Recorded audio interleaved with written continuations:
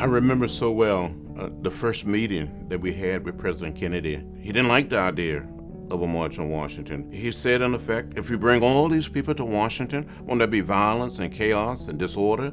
We would never get a civil rights bill through the Congress. The conversations that I had with the White House and with the Justice Department was to say, look, we have a very solid group of citizens here. If the whole world, if your friends are telling you, you can't do this, there is nothing that you don't take seriously that might mar that day. Freedom Now movement, hear me. We are requesting all citizens to move into Washington any way that you can get there. We are pushing for jobs, housing, desegregated schools. This is an urgent request. Please join. Go to Washington.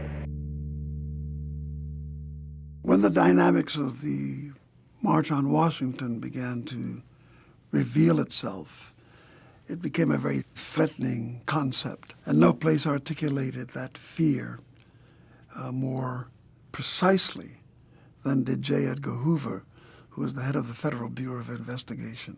The greatest target for him was Martin King.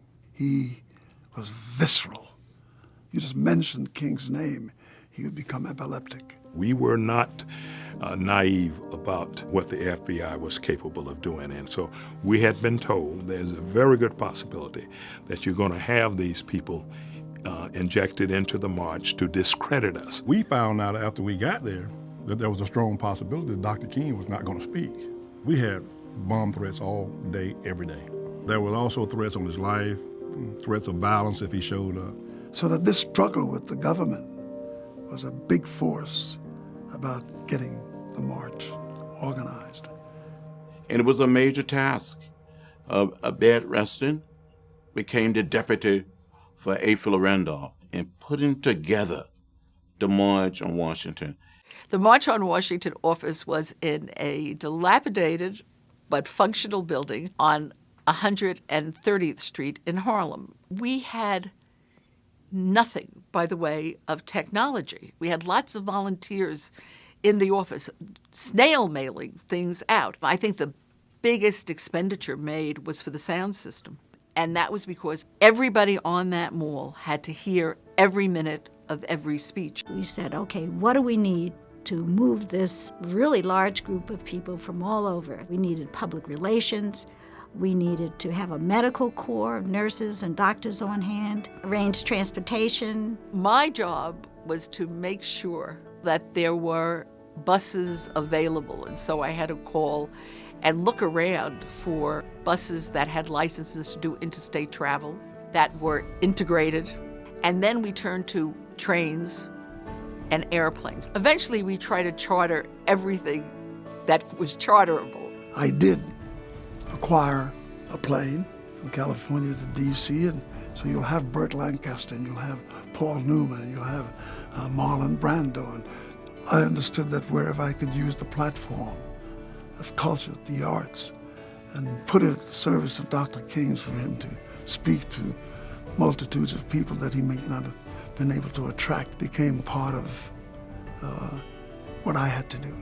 Plus, raising untold sums of money to feed the needs of the movement economically.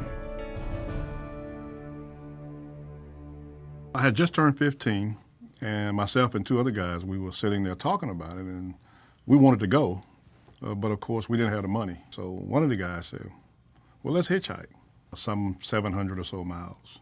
We were there a week ahead of time, so they put us to work.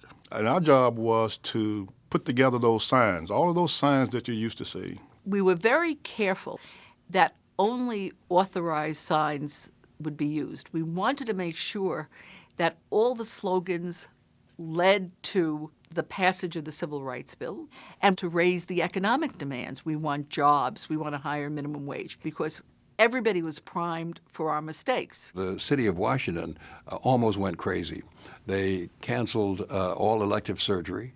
They put policemen on 18-hour shifts.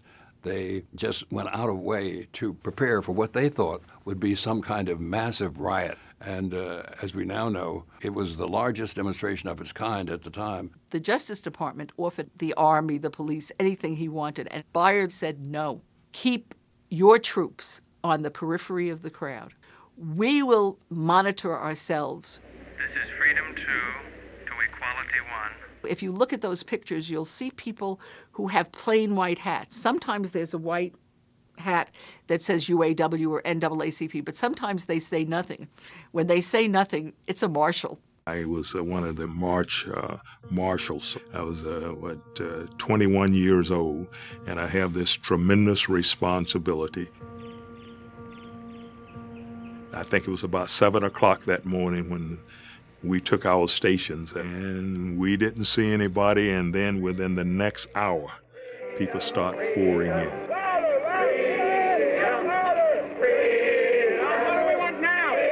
People were coming in cars, trucks and buses and bicycles, roller skates. The chairmen were up on Capitol Hill meeting with the leaders of the House and Senate, and people at the Washington Monument had decided they were ready to go to the Lincoln Memorial. We were supposed to be leading the march.